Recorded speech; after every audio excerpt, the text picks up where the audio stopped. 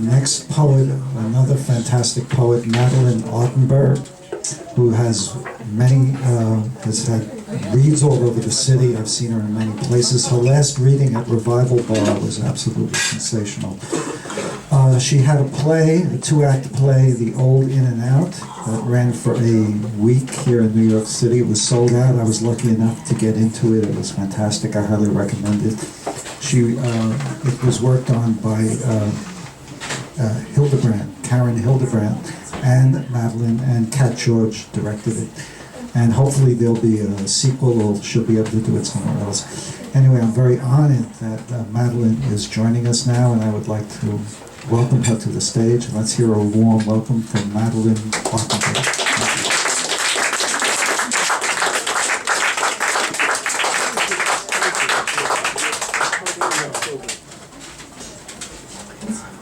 Thank you, Bernard, for doing this since 2012, and it's just wonderful for you to have included me. So far, it's just an incredible event.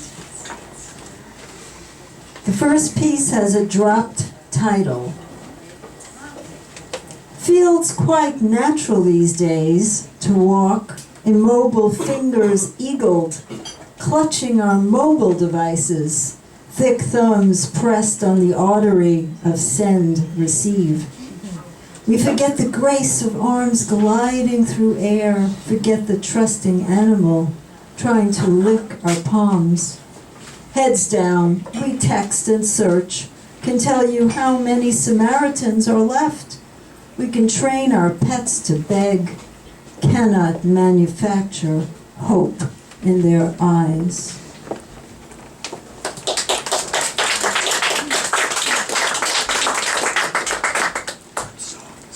And this is Crack Bam. After he lifted my veil, the territory given me was orgasms like M16s, bowling, crushed pretzel meatloaf. On Mahjong night, between one crack, two bam, talk of who had the biggest bedroom set, best vacation, best chance to get pregnant. I couldn't say. I've been sneaking around with my hippie sister, eating rice that wasn't white, riding my Brooklyn train to Washington Square, coming home hoarse from protesting the war. I couldn't say. I stopped looking up at him on our anniversary tryst after he kept his eyes closed during Ella Fitzgerald at the Rainbow Room, told me he couldn't get past her skin. I couldn't say I stopped looking at him after he marched me to the clinic, told me to explain, we're not ready. I was ready to toss my veil, scorch the earth, footsteps barely on new ground. I fell off the edge.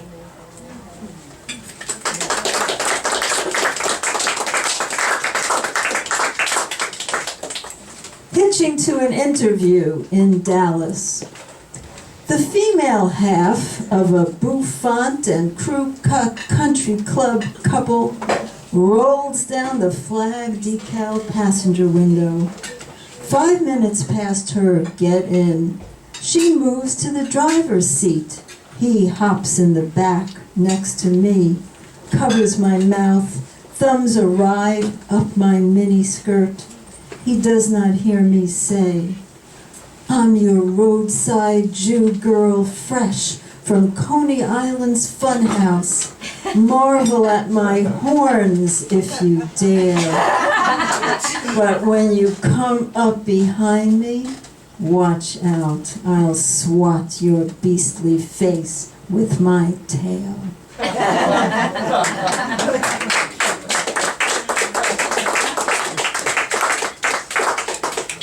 The Sultan's Wife.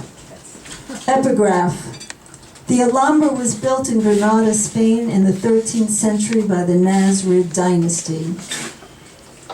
A knock on the door echoes through the palace, through my covered head. 5 of the Sultan's handmaidens enter to prepare me, dart around like swallows, pulling on and off silks and cottons, wringing my eyes with coal before I can blink. berry staining my lips before a sigh can escape. O cursed beauty, I am one of 300 wives, no better than an odalisque. Nay, worse off than the bougainvillea and hyacinth in the courtyard garden below my window. No kisses from the sun, only kisses from the Sultan once a year. Flowers, trees, wives, we all exist for King Mohammed Ibn Yusuf ben Nasir, maker of the Alhambra. We are locked behind iron gates, tightly wrought like clustered buds. We can look out at the garden and windows from our honeycombed rooms, cannot see each other, cannot be seen by the soldiers passing, by praying men on their knees.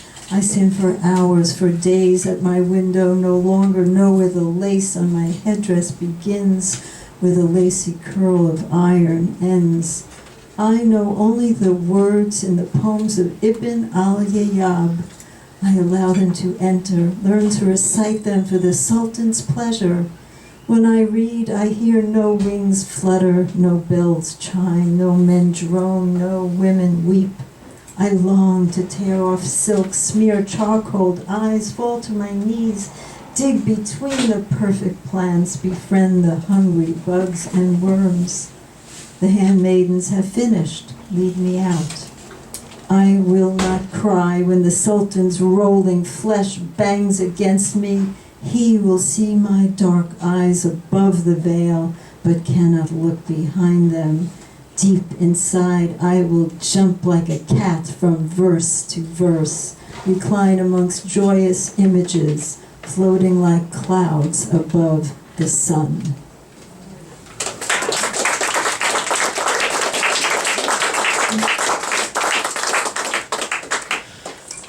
And this is in Queens, New York.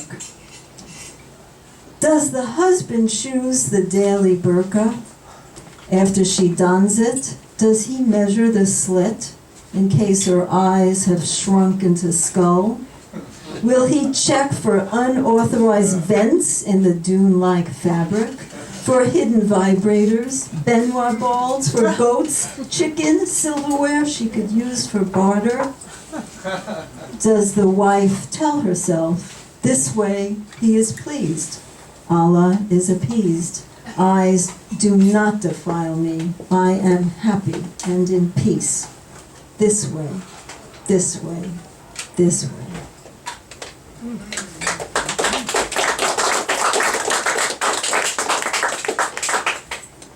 And this is covered. How can you say we are sisters? She asks me.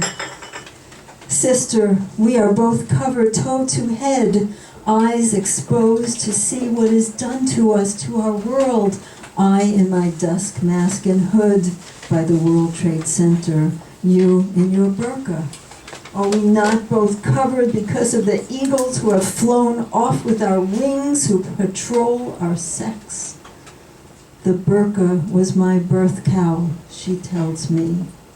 Sister, I know that my face covering is temporary, keeping out ash and chemicals unleashed by hate on 9/11, yet the mask that is my face is always there.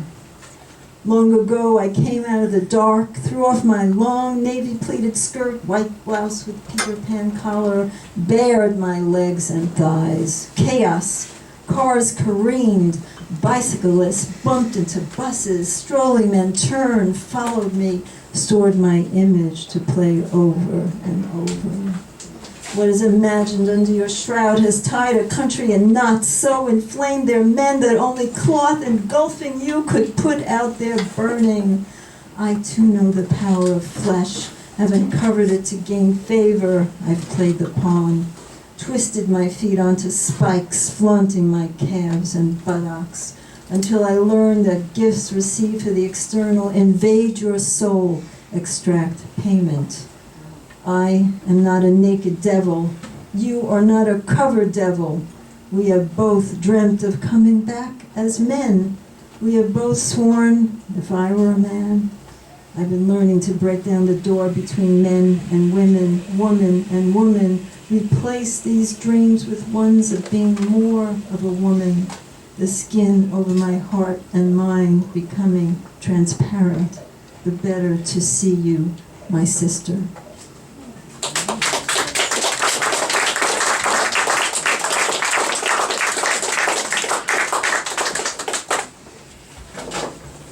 This is the tailor.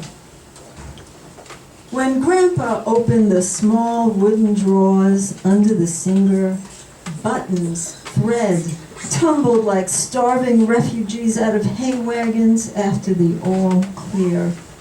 His thin feet wore down the paint on the pedal. He struggled to keep up with the neighbor ladies' purchases, his perfect handiwork hidden under the final pressing. Months later, they'd badger him to let out the same garments at no charge, point out this and that with fleshy arms jiggling, numbers pressed onto their skin, stretched wide like in mirrors at a funhouse. He never asked for more gelt, never looked in their eyes, his back stooped under their demands. The ladies twirled in the mirror, insisting they hadn't gained weight. Their beautiful dresses turned to striped sacks and hung off them like the skin of starving dogs.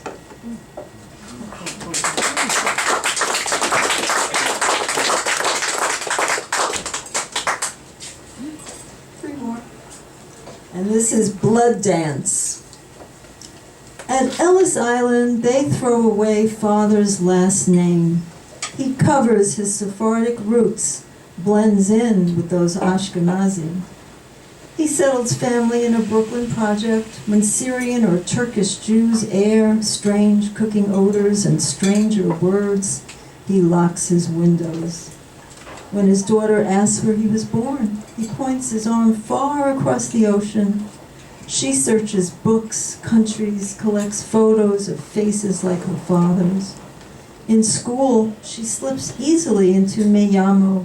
Senoritas in red beckon from grammar books. She becomes a Spanish teacher.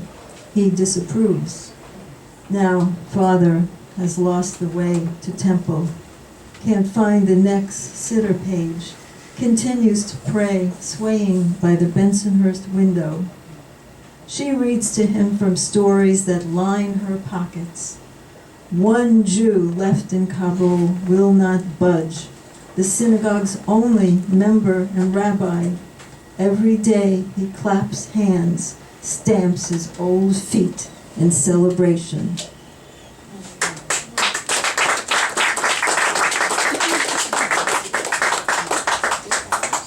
Sister, imagine being that nun in Guatemala, the one who got burnt with cigarettes 111 times.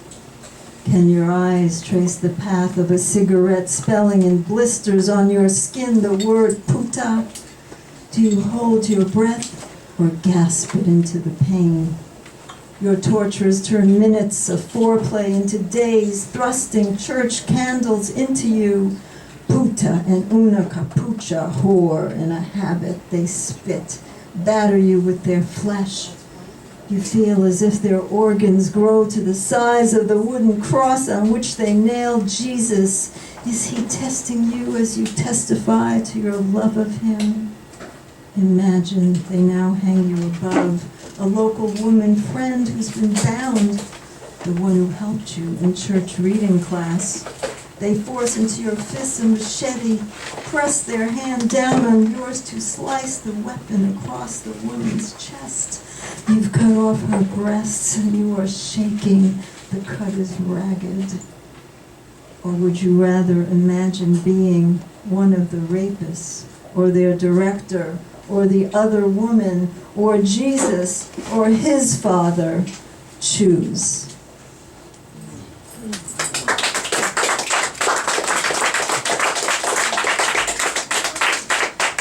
And this last one was just published in The Same, and it's Clan Lady.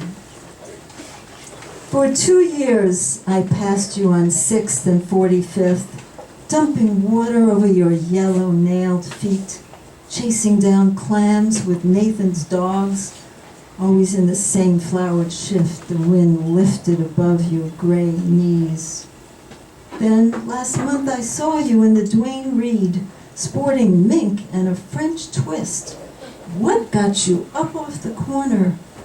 You reached the front of the checkout, bought Love That Red lipstick, raced into the crowd before I could follow. Big-boned, blood-faced woman, today you're back on the same corner, no makeup.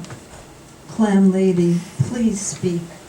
Tell me, every morning at 6, your butler brings your seaside favorites, tucks a napkin under your chin, pries open the first shell.